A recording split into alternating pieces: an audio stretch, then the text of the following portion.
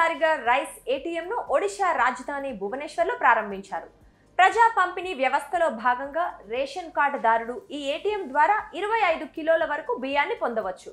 ఒడిశా ఆహార సరఫరా వినియోగదారుల సంక్షేమ శాఖ మంత్రి కృష్ణ చంద్రపాత్ర గురువారం రైస్ ఏటీఎంను ఆవిష్కరించారు. కార్డుదారుడు బయోమెట్రిక్ చేసిన అనంతరం ఏటీఎం స్క్రీన్ పై రేషన్ కార్డు నెంబర్ ఎంటర్ చేస్తే 25 కేజీల వరకు బియ్యాన్ని పొందవచ్చని ఆయన తెలిపారు. రేషన్ దుకాణాల వద్ద భారీ క్యూలను నివారించేందుకు ఈ ఏటీఎంను ప్రయోగాత్మకంగా ఏర్పాటు చేసినట్లు ఆయన వివరించారు.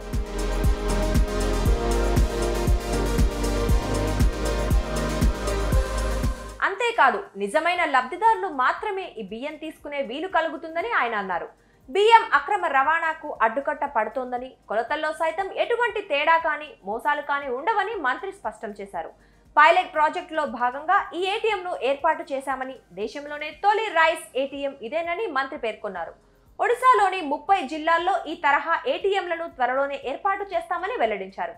ఇది విజయవంతమైతే దేశవ్యాప్తంగా పలు రాష్ట్రాల్లో వన్ నేషన్ వన్ కార్డ్ పథకంలో భాగంగా విస్తరించవచ్చని అన్నారు.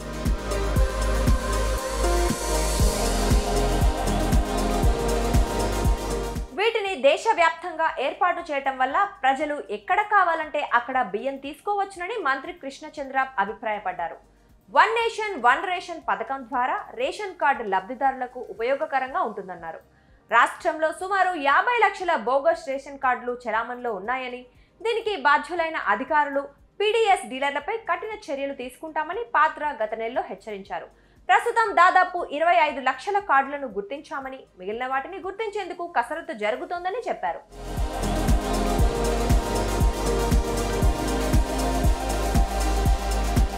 తప్పుడు రేషన్ కార్డులను తొలగించిన తర్వాత మునుపటి బీజేడీ ప్రభుత్వం రాజకీయాల కారణంగా కార్డును కోల్పోయిన అర్హులకు ఆహార భద్రత ప్రయోజనాన్ని విస్తరించడానికి చర్యలు తీసుకుంటాం అని ఆయన పేర్కొన్నారు. అయితే వాస్తవానికి 2022లోనే అప్పటి నవీన్ పట్నాయక్ ప్రభుత్వం ఈ తరహా ఏటీఎంలను ప్రారంభించేందుకు ప్రయత్నాలు చేసింది. కానీ అది కార్యరూపం దాల్చలేదు. ఇందుకోసం 2021లో ప్రపంచ ఆరోగ్య కార్యక్రమంతో అవగాహన ఒప్పందం కుదుర్చుకుంది. స్మార్ట్ మొబైల్ స్టోరేజ్ యూనిట్లు ఒప్పందం కింద పంపిణీ వ్యవస్థను మార్చడం, ధాన్యం సేకరణ, రైస్ ఏటీఎంలు ఏర్పాటు వంటి ప్రాజెక్టులు చేపట్టింది.